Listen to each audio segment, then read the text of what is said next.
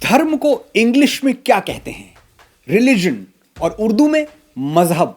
बचपन से हमें यही बताया और पढ़ाया गया है, लेकिन क्या आपको पता है कि धर्म को रिलीजन या मजहब कहना उतना ही गलत है जितना समुद्र को कुआं कह देना? बरसों से जो पढ़ा है वो गलत भी हो सकता है, ये एक्सेप्ट करना थोड़ा मुश्किल है, लेकिन सिर्फ 1 मिनट मुझे ध्यान से सुनिए, आपको धर्म और रिलीजन का फर्क समझ में आ जाएगा। रिलीजन और मजहब का सीधा रिश्ता पूजा पद्धति और एक विशेष ईश्वर से, एक डेजिग्नेटेड गॉड से है। वो गॉड जिसने कुछ कोड्स बनाए हैं। जब तक आप वो कोड्स फॉलो नहीं करते, आप रिलीजियस नहीं हो सकते। जैसे नमाज और कुरान पढ़े बिना, रोजा या ज़कात में विश्वास किए बिना आप मुसलमान नहीं हो सकते। अगर आप चर्च नहीं जाते, बाइबल को नहीं मानते, जीसस में बिलीव नहीं करते, तो आप क्रिश्चियन नहीं हो सकते। यानी इस्लाम और क्रिश्चियनिटी रिलीजन्स हैं, कोड्स पे चलते हैं। जो किताब में लिखा है वो मानो, नहीं माना तो आप रिलीजियस नहीं हैं।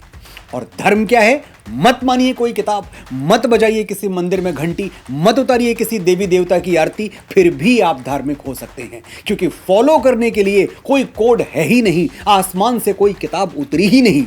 तो फिर श्रीमद् भगवद गीता और रामायण क्या है? सिर्फ अच्छा, कामयाब और भरपूर जीवन जीने का मैनुअल। इन ग्रंथों का धर्म से कोई रिश्ता नहीं है। धर्म का मतलब पूजा पद्धति नहीं, जीवन शैली है। It's not a way of worship, it's way of living. धर्म वो यूनिवर्सल लॉ है जो किसी पर भी अप्लाई हो सकता है। इसका कोई लेना देना हिंदू, मुस्लिम, सिख या ईसाई से नहीं है। कोई भी धार्मिक हो सकता है।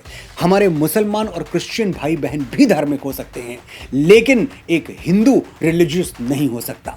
1 रूम वाला हवेली में आने का सपना तो देख सकता है, लेकिन हवेली वाला 1 रूम में जाने का सपना क्यों देखेगा? Common sense.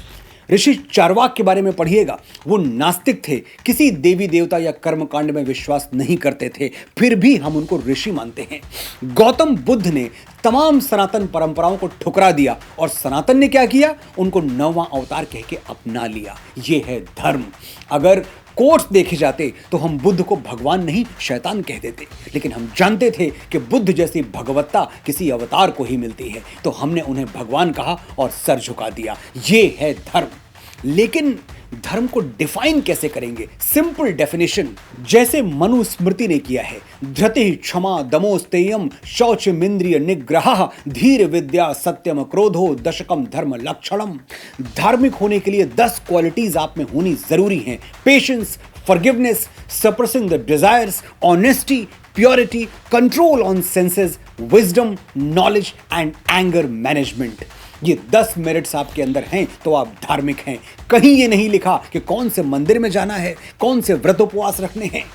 मैं डिक्शनरी छापने वाले देश के सभी पब्लिशर से ये रिक्वेस्ट करता हूं कि आने वाले एडिशंस में सुधार करें और धर्म को धर्म ही रहने दें, उसे रिलीजन ना बताएं। जैसे राम राम हैं, कृष्ण कृष्ण हैं, गंगा गंगा हैं, वैसे ही धर्म धर्म है। As simple as that. ये डिक्शनरीज तो खैर जब बदलेंगी तब बदलेंगी। आप अपनी भाषा और सोच अभी से बदल सकते हैं। आप धर्म के विशाल समुद्र में तैरना चाहते हैं या रिलीजन के कुएं में फुदकना, ये फैसला मैं आप पर छोड़ता हूं।